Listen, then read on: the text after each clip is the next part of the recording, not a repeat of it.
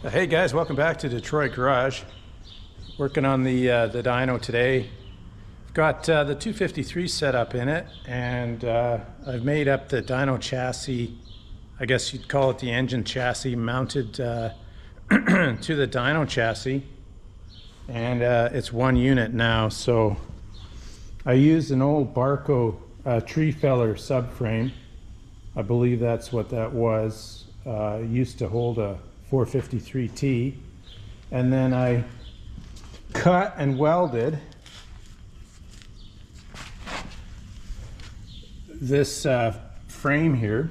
This was out here like that. I just bucked it off, reversed it around, and welded it up to extend it. And then I used the mounts that were here and then put them on the back here. Put this little block in. So it's held down by 4 rubber mounts. Still got to make the tops and replace the rubber bits, but it's ready for a test.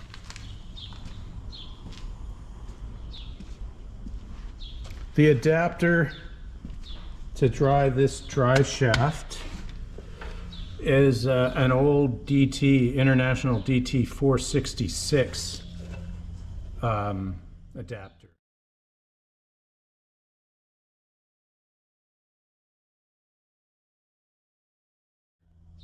So I put it in my lathe and I turned it, I welded it, and then drilled it out for the 53 series hub.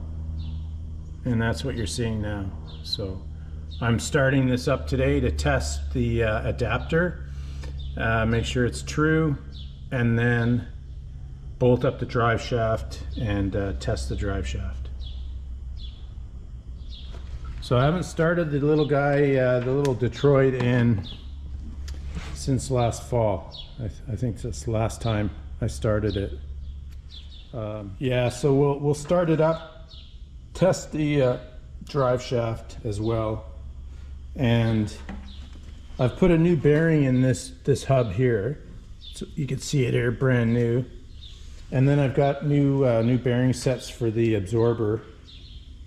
And I'm just waiting on those seals. It didn't have part numbers on those seals, so I took it to 2 shops. It's about 3 weeks in those 2 shops trying to find seals. They couldn't figure it out. So I sent it down to Pandozzi Machine Shop, which I should have checked out first off.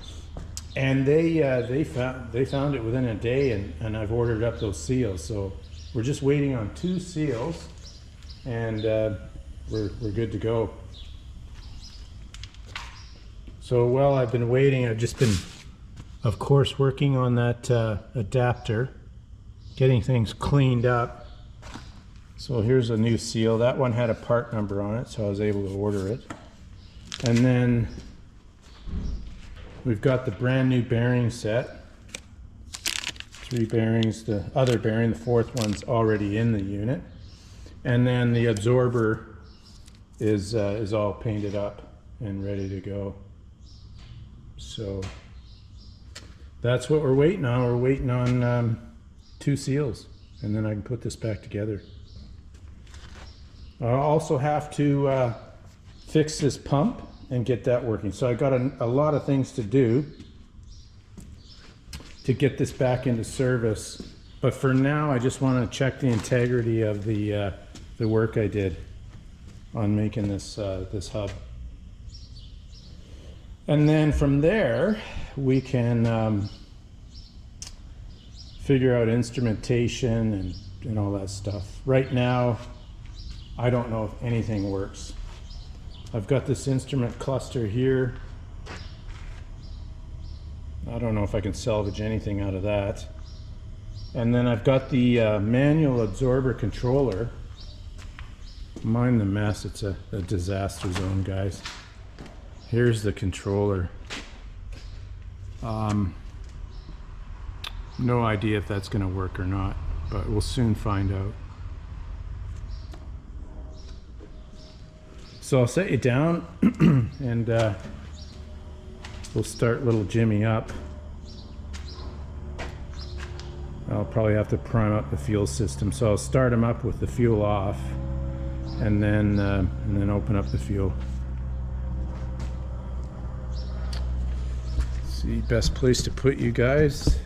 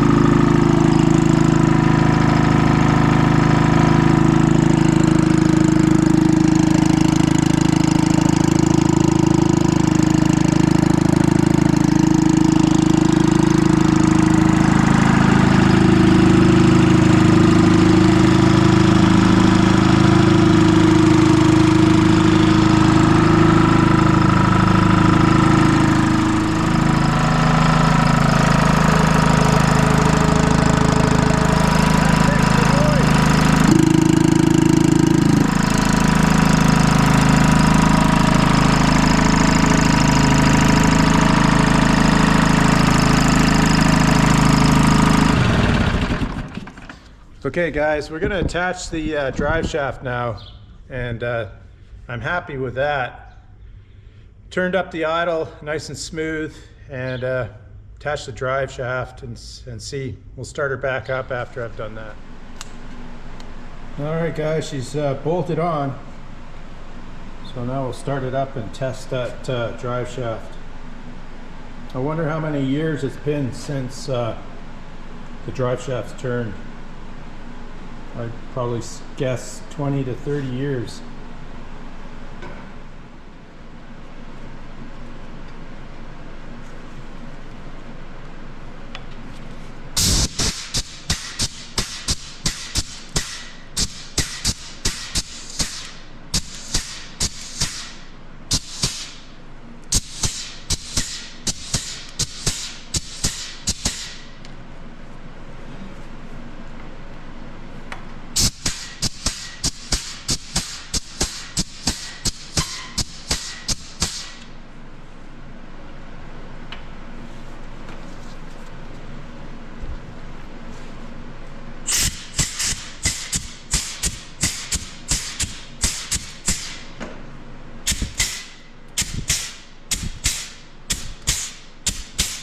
Right, try that on.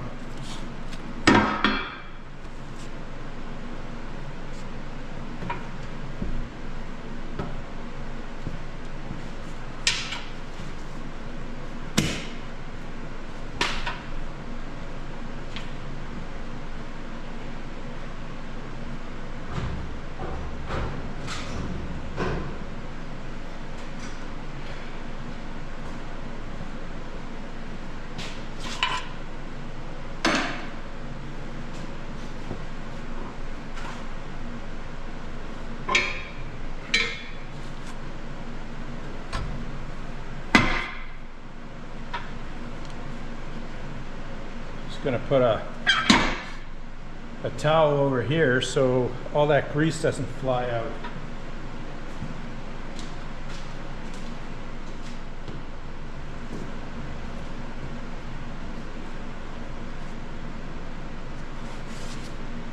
All right. On second thought, I'm not going to bother. If that gets caught in the drive shaft.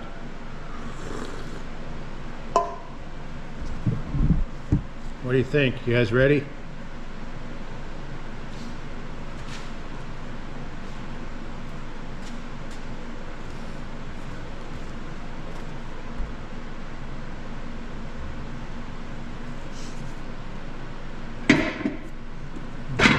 So you can see something.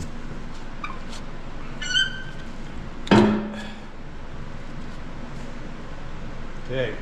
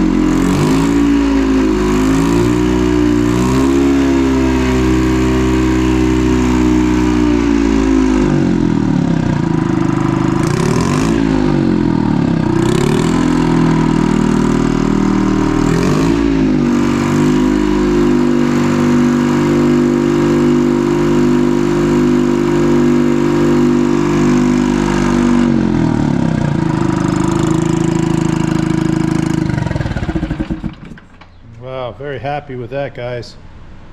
I think it's a keeper. There's a very slight amount of vibration, but nothing to get concerned about. You can see in the T it's pretty stable, so pretty happy with the results. I mean, he's balanced it with a washer, so that kind of tells you something, you know, without taking this unit out and then getting the whole assembly balanced. But I'd say that runs pretty darn smooth. So we'll do a last start. Smoke-free Detroit for you.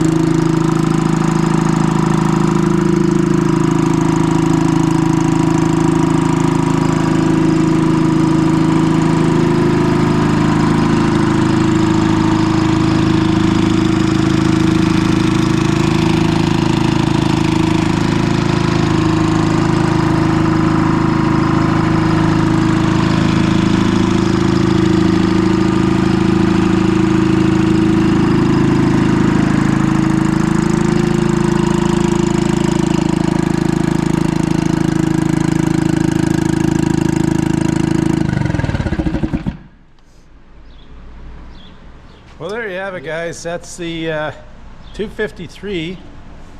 A little run up, quick little run up on the 253 on the dyno chassis and drive shaft attached. So still waiting on parts, like I said earlier. So while I wait, next step is to clean up this dyno and then paint it. Make it look like somebody loves it again. Yeah, well, there's hints of alpine green in here, little bits here and there that used to be. So we'll paint the whole thing alpine green.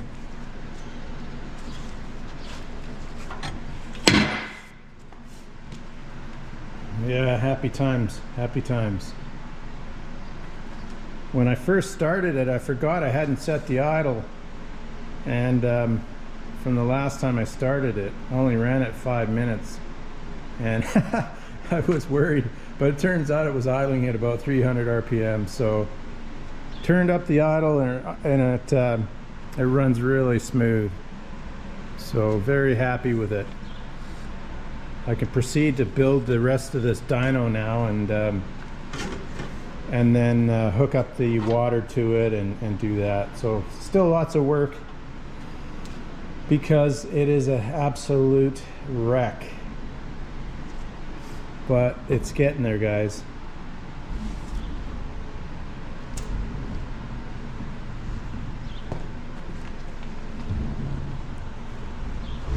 So once again, thanks for checking in and subscribing and commenting, and we'll catch you on the next video. Take care.